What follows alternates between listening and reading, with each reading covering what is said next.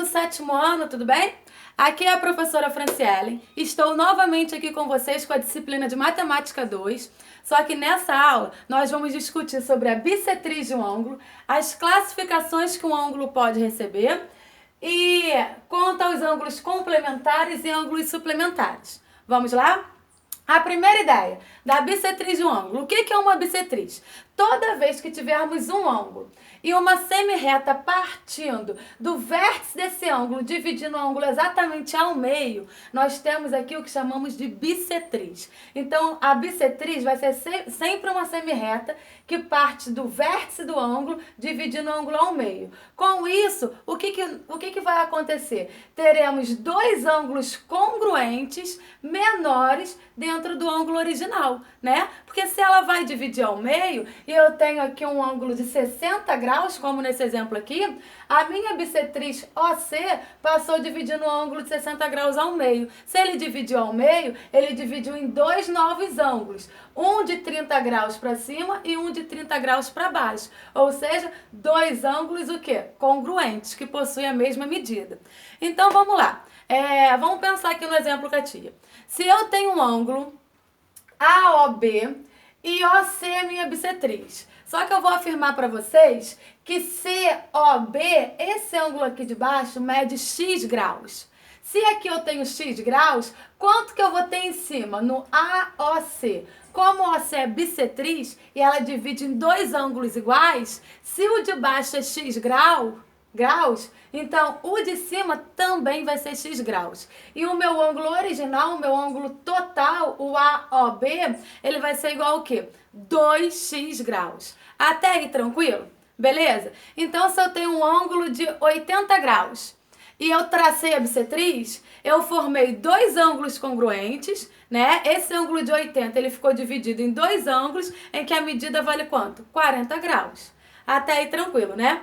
Agora vamos para as classificações dos ângulos. Os ângulos eles podem ser nulo e o nome já diz. O que é um ângulo nulo? É quando a medida é igual a 0 graus. Só se ligar no nome, nulo. Por exemplo, a tia vai pegar um compasso aqui para poder demonstrar o ângulo para vocês. Quando eu tenho os dois lados, vamos supor que aqui seja o lado de um ângulo e esse aqui seja o outro lado do mesmo ângulo. Eu tenho os dois lados coincidentes, um em cima do outro. A minha abertura aqui é zero, é nula. Então esse ângulo aqui é o ângulo de 0 graus, o ângulo nulo.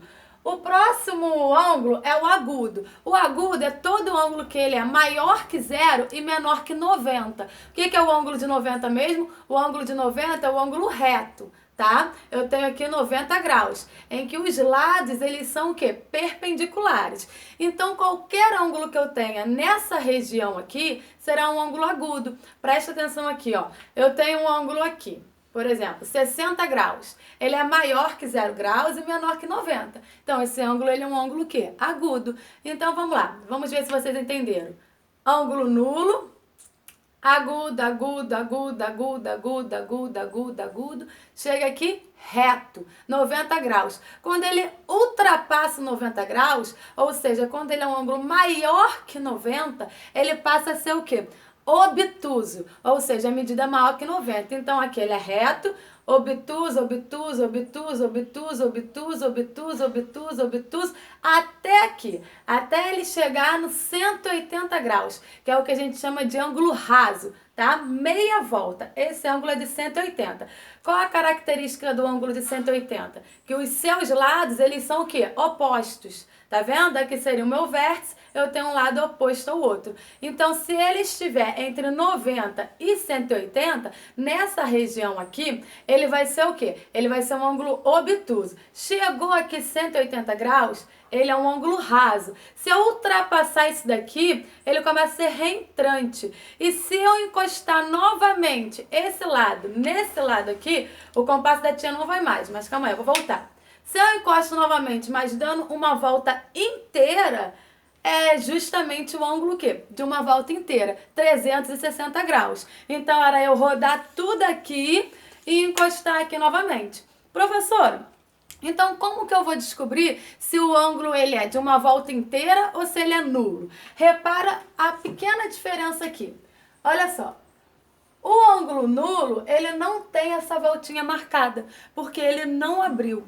entendeu? Ele tem a medida 0 graus. Agora, se eu tenho aqui um ângulo dessa forma, significa que o meu lado ele abriu, girou completamente e parou aqui, em cima do outro lado. Então, eu dei uma volta inteira. Se eu dei uma volta inteira, um ângulo completo, um giro, uma volta inteira, que vale 360 graus. Outra coisa importante, olha só, que no ângulo reto, esse ângulo aqui, professora, ele não parece nem um pouco ser um ângulo reto, mas se eu tiver essa notação aqui, um quadradinho com um pontinho dentro, eu tenho que afirmar que esse ângulo aqui é um ângulo reto. Essa anotação que está aqui embaixo, ó. Isso daqui significa que o ângulo ele tem 90 graus e que os seus lados eles são o quê? Perpendiculares. Até aí tranquilo, né? Beleza. Agora vamos lá. Quanto aos ângulos complementares. O que são ângulos complementares? Um ou mais ângulos, eles podem ser complementar se toda vez que eu juntar esse conjunto de ângulos, eu conseguir obter a soma igual a 90 graus. Ou seja, se eu pego um ângulo de 30 graus e um ângulo de 60 graus, quando eu junto 30 mais 60, 90 graus. Ou seja, esse ângulo de 30 graus, ele é o complemento do ângulo de 60. É o que completa os 60 graus para dar o quê? Para dar 90. E o ângulo de 60, ele é o complemento do ângulo de 30. Então, 60 e 30, eles são complementares. Tranquilo? Olha só, presta atenção aqui. Eu tenho um ângulo alfa aqui e eu tenho um ângulo beta. Eu não sei a medida de alfa, mas também não sei a medida de beta. Mas eu sei o quê? Que quando eu junto esses dois, eu formo um ângulo reto. Tá vendo o ângulo reto aqui? E esse ângulo reto aqui, ele tem a medida o quê? Olha aqui, a gente viu aqui embaixo, todo ângulo reto possui 90 graus. Então, quando eu junto alfa com um beta, eu tenho 90 graus. Então, não me importa a medida de alfa e beta, mas eu sei que os dois, eles são o quê? Complementares, beleza? E eu posso denotar o complemento de um ângulo como se fosse 90 menos o ângulo. Por quê? Vamos pensar no complemento de 30. Já falei 30, né? Vamos pensar no complemento de 50. Qual é o complemento de 50? 40 graus. Por quê? Porque 50 mais 40 dá 90, correto? E como que eu achei esse 40? Eu pensei assim, se eu quero o complemento de 50, basta eu pensar o quê? 90 menos 50, dá 40. Esse 40 é justamente quanto que falta no 50 para eu achar 90 graus. Até aí, beleza? Tranquilo? Ângulos suplementares têm essa mesma ideia, só que agora nos ângulos suplementares a soma tem que dar 180. Olha aqui, a mesma coisinha que eu tenho aqui em cima. Olha para o ângulo alfa aqui e olha para o ângulo beta. Não sei quanto que vale, mas eu sei que quando eu junto os dois, eu tenho o quê? Eu tenho o meu ângulo raso. E o meu ângulo raso, ele tem a medida igual a 180 graus. Isso significa que a soma de alfa com beta dá 180. Então, alfa e beta, eles são suplementares. Da mesma forma que alfa é o suplemento de beta e beta é o suplemento de alfa. Beleza? Professora, um exemplo. Qual seria o suplemento do ângulo de 150 graus? O suplemento de 150 é 30. Por quê? 30 mais 150 dá 180. Beleza? Então, a gente também pode utilizar a mesma ideia que a gente utilizou aqui em cima. O suplemento de um ângulo, ele pode ser denotado como 180 menos esse ângulo aí. Qual é o suplemento do ângulo de 140? 40 graus. Por quê? Porque 180 menos 140 dá 40. 140 mais 40, 180. Então, 40 é o suplemento de 140. E 140 é o suplemento de quem? De 40. Beleza? Espero que vocês tenham entendido. Fiquem com Deus. Uma beijoca e até a próxima, galerinha!